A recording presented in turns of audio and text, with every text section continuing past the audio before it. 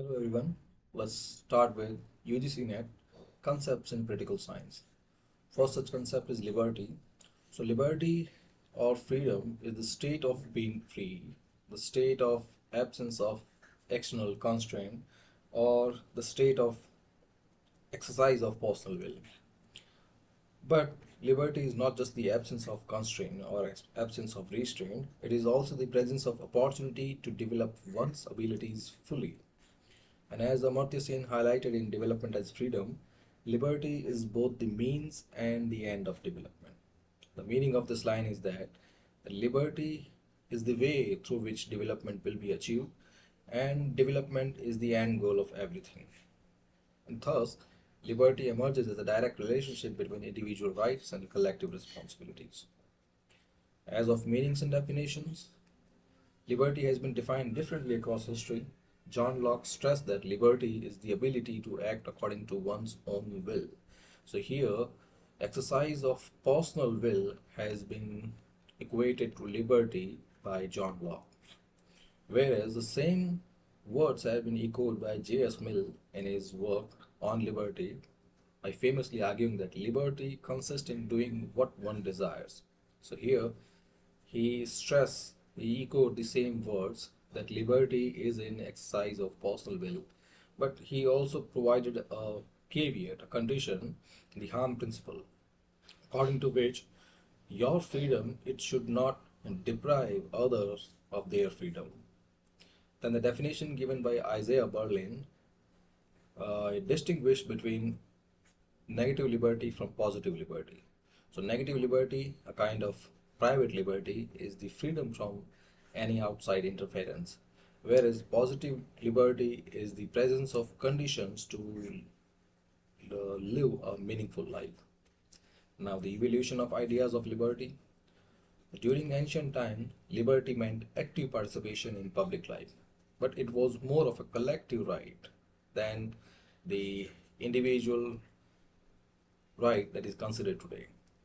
And during the ancient time, liberty was also exclusionary, so much so that slaves, women, and foreigners they had no such right. They had no freedom. Then during the medieval period, the period that was infested with dark principles, superstition, blind faith, the uh, blinding influence of church and royalty, liberty was subordinated to divine authority and feudal loyalty. And the church and monarchy was the final rulers, the final judge on rights and duties. But it was during that time that Magna Carta it appeared, which provided the first major limitation on royal power. Then the hue of dark age was dispelled by the age of Renaissance and Enlightenment, and here John Locke he provided a view that put strong faith in defending life, liberty, and property, which were considered natural rights by him. And this principle it influenced democratic revolutions later. Then finally, the modern era in which liberty it became central to many revolutions, such as the American Revolution of 1776, which in which liberty was framed as resistance to colonial domination, then the French Revolution of 1789, in which liberty was proclaimed alongside equality and fraternity. And in the same way, during the Indian freedom struggle, liberty became a moral and political right against imperialism. So today, the concept of liberty is entwined with constitutional governance and universal human rights. Now, as of types of liberties, the first one is natural liberty, the imagined state of absolute freedom. But then, such freedom can also lead to war of all against all. Then, the second kind of liberty is civil liberty, that is, institutionalization of freedom with law, with civil principle, with legal principle. So, here, the freedom of expression that is guaranteed under Article 19 of Indian Constitution, it is one such civil liberty. And again, this principle, this liberty, it works on principle of harm principle given by J.S. Mill. We know such principle as reasonable restriction, that your exercise of freedom, it should not deprive others of their freedom. Then the third kind of liberty is political liberty, that is, people they have freedom to participate in governance affairs. So in Indian case, universal adult franchisee, that is right to vote, it has been given to all adult. Then with certain minimum conditions, almost everyone can participate in this governance process, political process, such as participation in elections, holding a public office. So all such freedom, all they come under political liberty. Then economic liberty, that is freedom to choose one's occupation, accumulate property, and enter contract. And example here, that India shift to LPG, liberalization, privatization, globalization, it expanded economic liberties. और यही जो principle है, it has been provided under Article 19, that we are free to enter occupation of our choice. Then comes personal liberty, that is freedom in private spheres that include marriage, religion, lifestyle, how we live. And Article 21, the most dynamic right of our constitution, it to provide for species and provide for protection of our personal sphere. And one such important judgment, that is Nalte Singh Johar versus Union of India, that decriminalized homosexuality in India, it affirmed personal liberty. Then comes the national liberty, that is a collective principle, a collective liberty, that is the collective right of self-rule. So this national liberty, it is one of the principle of international relations, in which we are sovereign. We we have the right to rule over ourselves, and our rules, our decisions, they are not influenced by any external authority. Now let's have a look at two major strands given by Isaiah Berlin: positive and negative liberty. So negative liberty, it is freedom from coercion, freedom from force, freedom from any outside influence. So example is the freedom of press, where the state does not impose censorship. And warning, excessive focus may lead to atomized society, that is Macpherson's critic. Most of the freedom under Article 19, they come under the overall umbrella of negative liberty, wherein the state or any private authority, they cannot influence, they cannot interfere in your personal affairs. But then the issue of negative liberty, it also has certain warning or certain uh, unforeseen consequences. The first one is atomized society or nuclear society. You might have heard about nuclear families, कि पहले joint families हुआ करती थी, फिर धीरे धीरे वो वो उनके टुकड़े होते होते नाउ जो जो फैमिलीज हैं वो न्यूक्लियर होती जा रही है. इवन जो रीसेंट कंसेप्ट हैं सिंगल पेरेंट फैमिली, वो भी धीरे धीरे taking shape. Or all of these are, they are already being practiced in Western societies. Western world, it has already became the nuclear one, or it echoes some image of atomized society.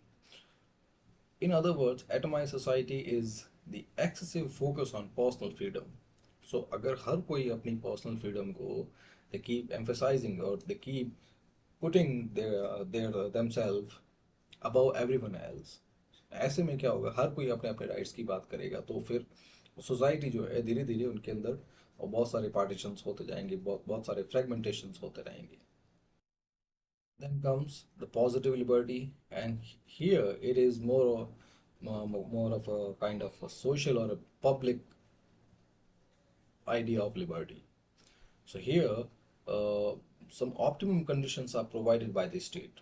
Such conditions that help individual develop their potential fully. Conditions that can help individual harness their potential.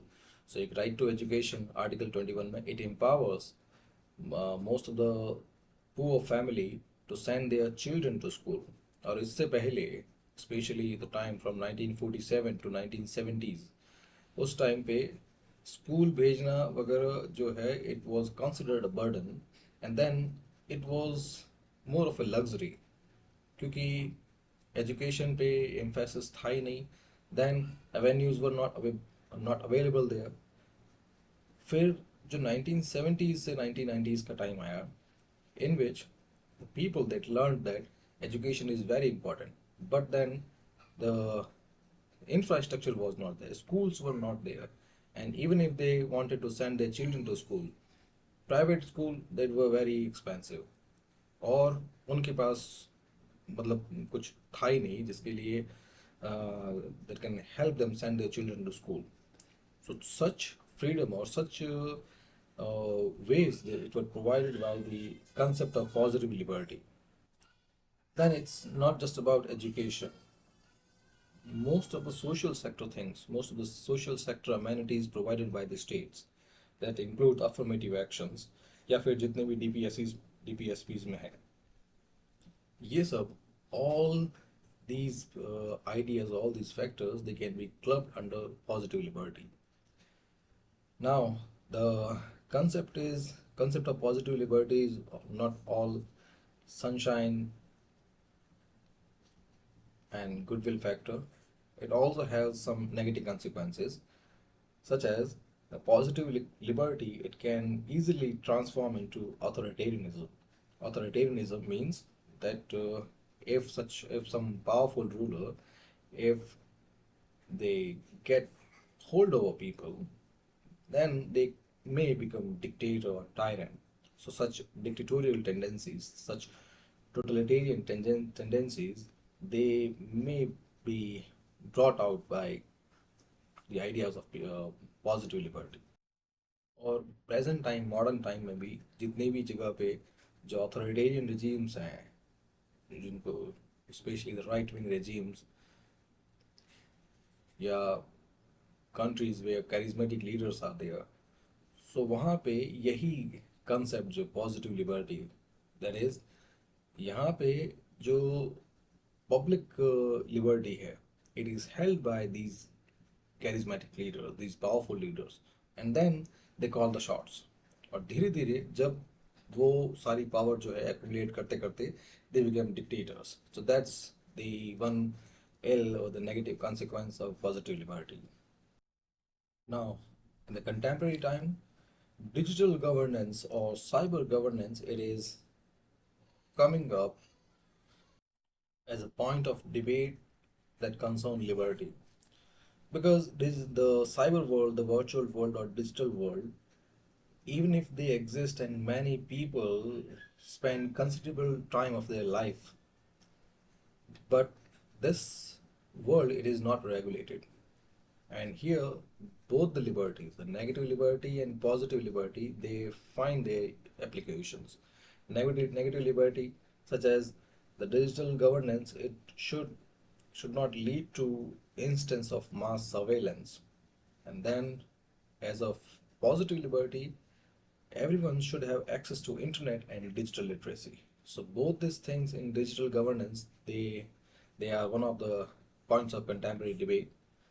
Now, liberty and law, the essential relationship. So, law is not the enemy but the guardian of liberty. And Locke has said that laws are essential to protect liberty, whereas Rousseau said only laws we make ourselves can preserve freedom. Now, this relationship between law and liberty, it has been emphasized carefully, but the problem is, even if liberty is protected by law, the same law, if it breaches its limit, it can constrain liberty. और वो हमने देखा होगा, हमने देखा ये बहुत बार, इसलिए लाइक इंटरनेट शट डाउन होता है बहुत बार. अब जब सब कुछ डिजिटल हो रहा है, जब पूरा वर्ल्ड जो है, मोस्ट ऑफ द ऑक्यूपेशंस हैं, they have shifted to the digital domain. और ऐसे में internet shut down, specially under IPC section 144, अब उसकी वजह से जो the problems that is faced by people, it is also a blot on their liberty. Then और भी जितने भी law like sedition law, it is also a constraint, a major roadblock in exercise of personal liberty. फिर जो national security clause है, that is often used by the government, the state world over to suppress any dissenting voices. So यहाँ भी एक problem होती है कि national security clause that is used by those who are making laws, फिर उसकी वजह से जो personal liberty है, it also faces a backlash.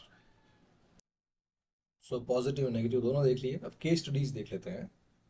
जैसे राइट ऑफ इंफॉर्मेशन एक्ट है, it has empowered citizens to demand transparency, and this demand of transparency and accountability it enhances liberty.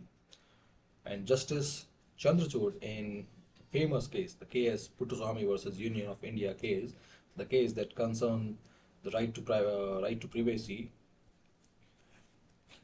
he noted that privacy is the constitutional core of human dignity and liberty. So privacy is very important because liberty is concerning with exercise of personal will, and personal will, it is a major domain of privacy. So unless privacy is protected, the liberty or any such law would have no meaning. Then, without law, liberty can become anarchy, but with oppressive law, it can become tyranny. So here, constitutionalism, it ensures liberty survival. So it has been encapsulated beautifully here that if there are no laws, then the liberty, it can become anarchy. Then everyone would exercise their personal liberty in the way they desire. और उसमें if somebody wields arms, कोई अपने घर में बजूका लेके आ जाए, बहुत सारे वेपन्स लेके आ जाए, even weapons of mass destruction, and law नहीं है, then it can become an anarchical situation and a lethal situation. But अगर लॉ है but laws are oppressive, laws are not treating the ground level, then they can become tyrannical. जैसे the sedition law है, ये भी one of the oppressive law, और इसकी वजह से भी जो लिबर्टी है या पर्सनल फ्रीडम है उसको भी बहुत सारा प्रॉब्लम्स देखनी पड़ती है. So the way out is constitutionalism. Constitutionalism means that the constitution it means two things. First, rights, they are written in constitution. Then constitution, it is implemented in letter and spirit.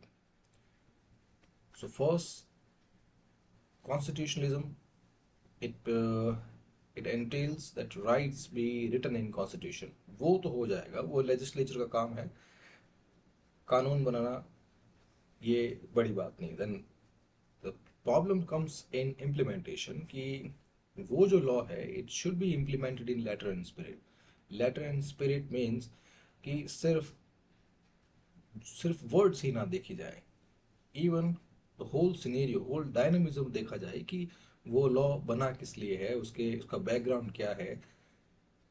In short it means common sense.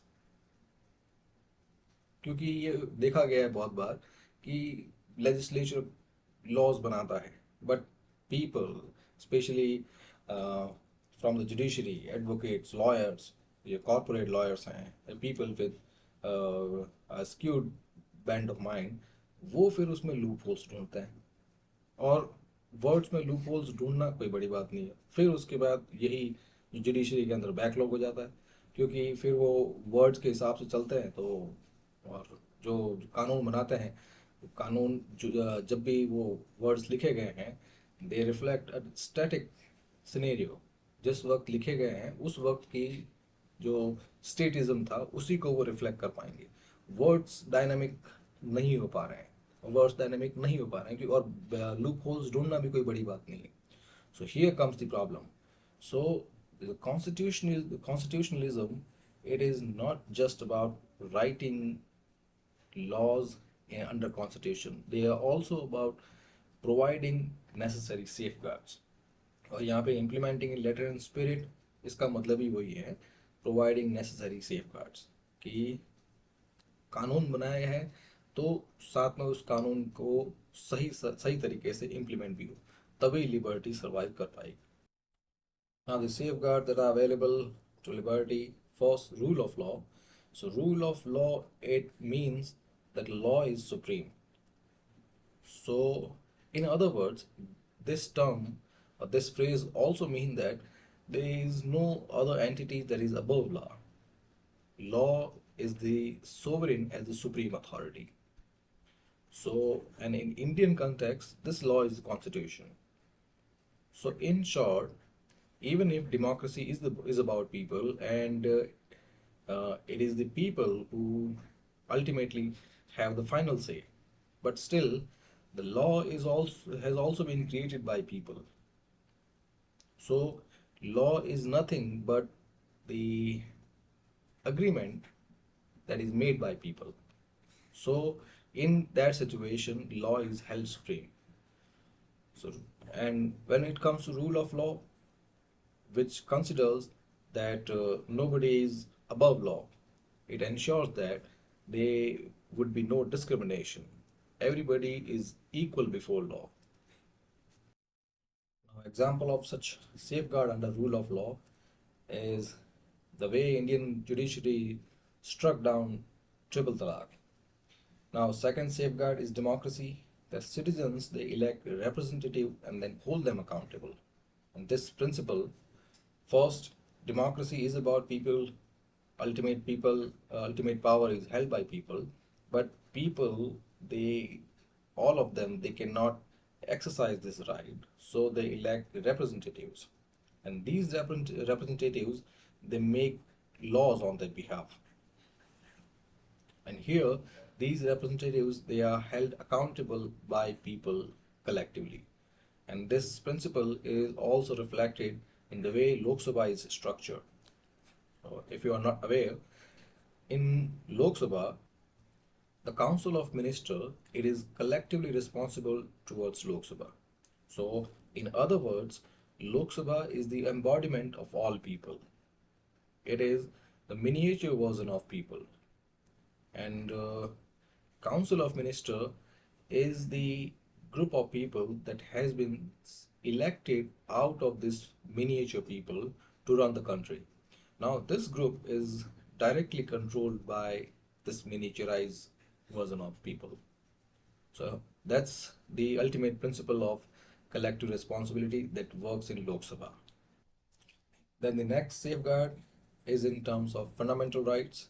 We have written guarantees of fundamental rights, and Article 32, the right to constitutional remedies, it provides protection to all fundamental rights.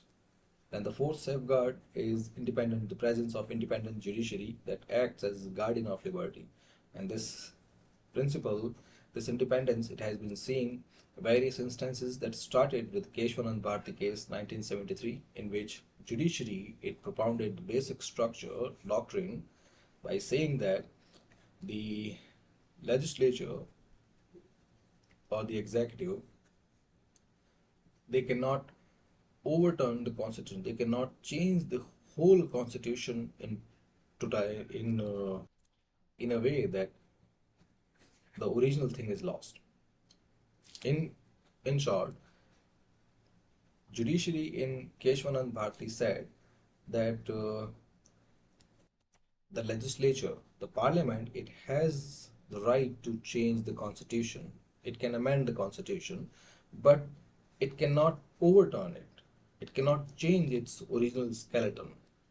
So that's where the basic structure doctrine came into picture, which says that the original skeletal, the original scaffold, the original foundation need to be protected. It cannot change, because if the basic structure is changed, then the whole constitution, the original constitution, will be overturned, and then the new constitution, whichever is amended or whichever we have got after amendment, will have no meaning. So this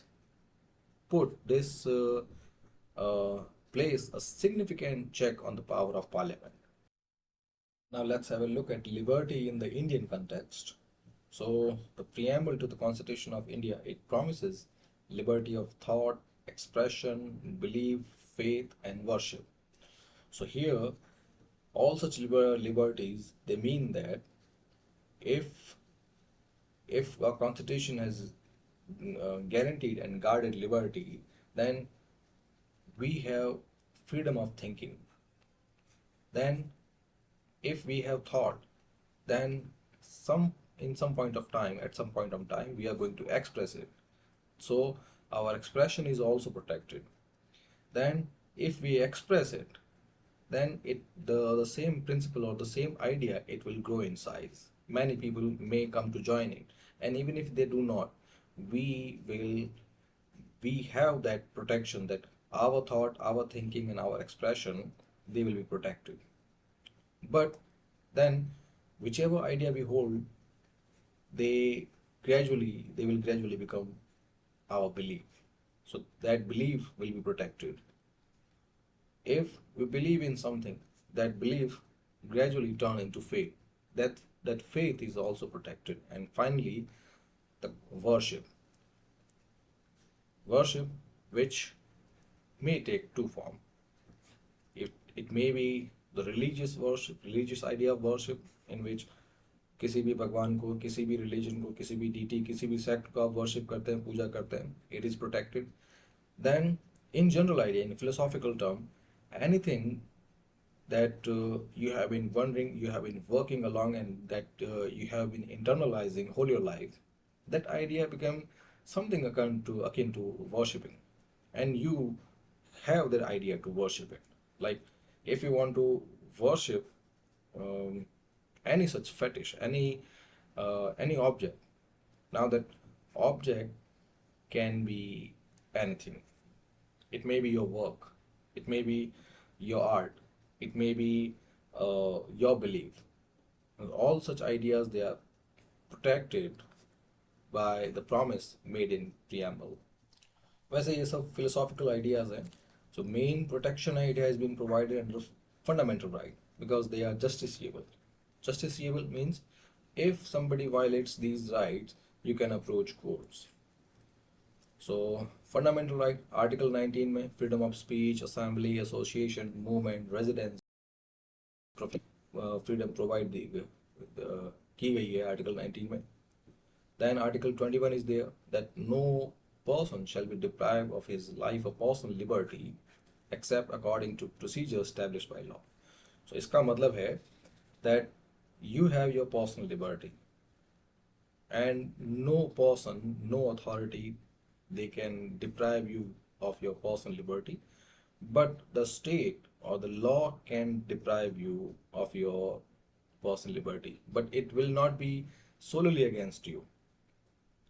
अगर जो legislature है, कानून है, अगर वो कोई कानून ऐसा बनाता है जिसकी वजह से आपके पर्सनल लिबर्टी के किसी डायमेंशन को लेना पड़े, if state is going to infringe or interfere in some aspect of personal liberty, it will be according to a procedure, so you do not need to worry.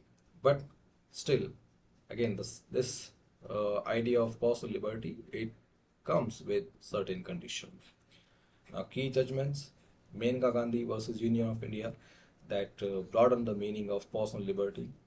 Then S.R. Bommai versus Union of India, where liberty was linked to federalism and democratic governance. And recent development, internet shutdowns, जो आपको बताया, it was criticized in Anuradha Bhasin versus Union of India case because internet shutdown, they violate freedom of speech. And not only freedom of speech, they also have a say on Article 21, especially in today's highly digitalized world. यहाँ पे जैसे मैं भी पढ़ा रहा हूँ, जो मुझे भी वीडियोस जो हैं रिकॉर्ड करके अपलोड करने पड़ते हैं, but if internet is shut down, then how am I going to upload them, how am I going to make my outreach. और सेम आप में से बहुत सारे लोग जो हैं, जो वर्किंग प्रोफेशनल्स हैं, those who rely on YouTube videos और डिजिटल कंटेंट, उनके लिए भी इंटरनेट शटडाउन जो है, it will be a nuisance. Then the sedition thing, that this sedition thing, it has been examined by the Supreme Court for chilling effect on liberty.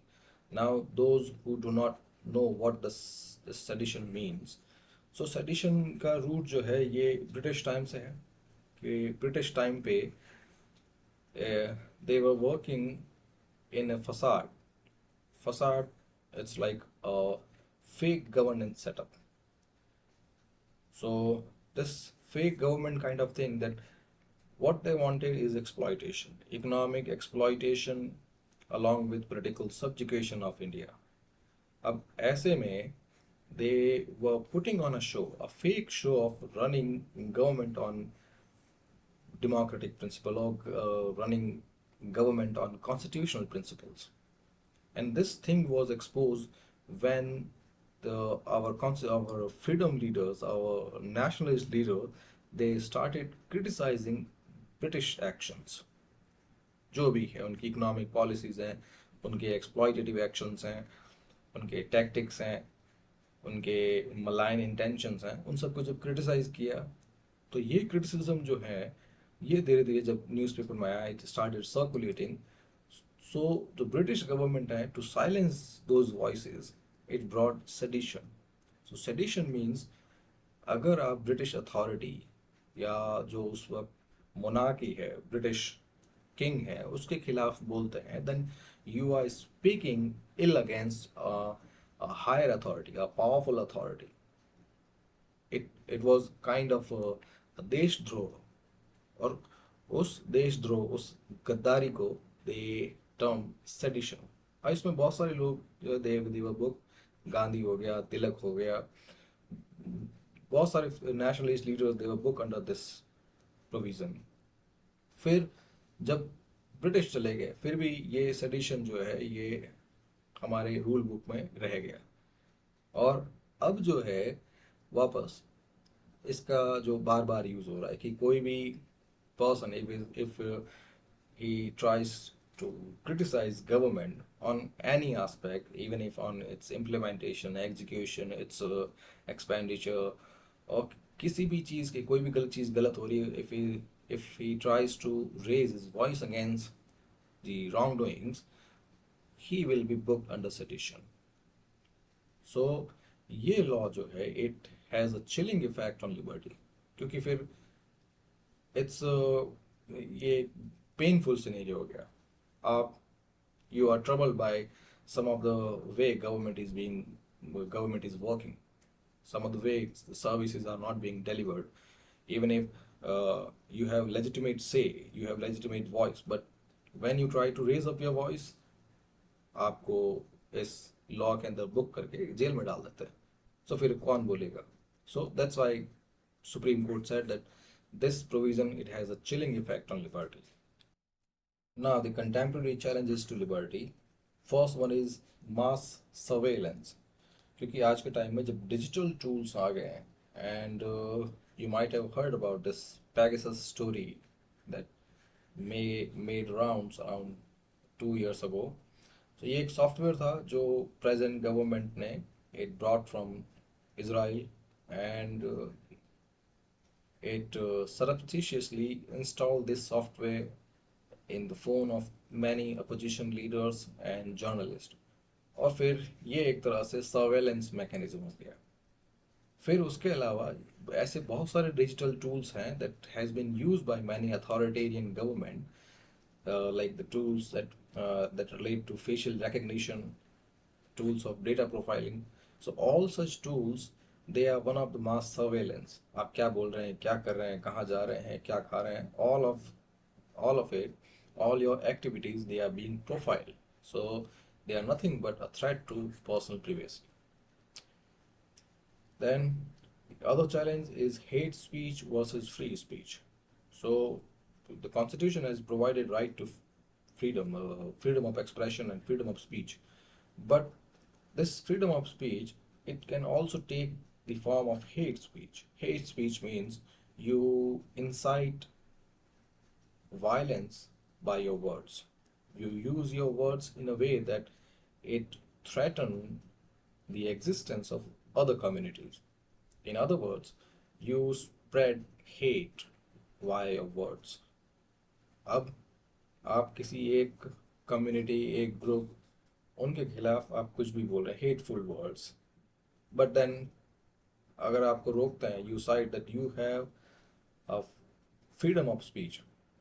सो ये एक another challenge है court के सामने, because balancing liberty with social harmony it is increasingly delicate. क्योंकि अगर सारे ही लोग जो है एक दूसरे के खिलाफ अगर कीचड़ उछालने लग गए तो फिर किसको रोकेंगे। Now next challenge is pandemic control. जैसे कोविड-19 लॉकडाउन है, so this lockdown it also showed tension between public health and individual liberty, that people they were lock down for around 2 years। और उसमें कितनी प्रॉब्लम्स हैं हुई है सब लोग जानते ही हैं 2020 में, that India saw world's largest migration on foot. And ये ऐसी चीज़ जो है पार्टीशन के बाद पहली बार देखी गई है। 40 करोड़ लोग जो है वो अपने घर पैदल आ रहे हैं, and some had walked around 300-400 kilometers by foot. So it's a miserable thing. Then majoritarianism. Majoritarianism means majority community, they are calling all the cards, they're calling all the shots. सारी पावर जो है majority communities के पास है, सो उसमें जो minority rights हैं they come under threat. Then algorithm governance. So AI system, artificial intelligence, it is also one of the threat to modern governance unless regulated. क्योंकि AI system जो है artificial intelligence, it's like algorithms that are fed to large amount of information. It's similar to आपके पास एक बहुत बड़ी library है, बहुत सारी बुक्स हैं। अब उन बुक्स कंटेंट जो है it is not just available by title, सारा का सारा कंटेंट जो है, सारी की सारी इन्फो जो है, इस इन्फो को एल्गोरिदम्स लाइक सॉफ्टवेयर प्रोग्राम्स, फिर उन एल्गोरिदम से ये इंफॉर्मेशन जो है it has been provided in multiple way, and sometimes the same information is biased, it is favoring a narrative that is being presented by a government or powerful people. So in one or another way, such algorithm governance it also erode liberty if opaque and unchecked. Now key thinkers, first is John Locke, who considered liberty as natural right and advocated for limited government. J.S. Mill, who argued that liberty should be bound by harm principle. Isaiah Berlin provided dual concept of positive and negative liberty. Amartya Sen, who considered liberty as substantive freedom, which means freedom should provide avenues for developing capabilities. And finally, Dr. Ambedkar, who considered that liberty is linked to social justice and fraternity. So this is it. In next video, we will proceed on with the concept of equality. Thank you very much.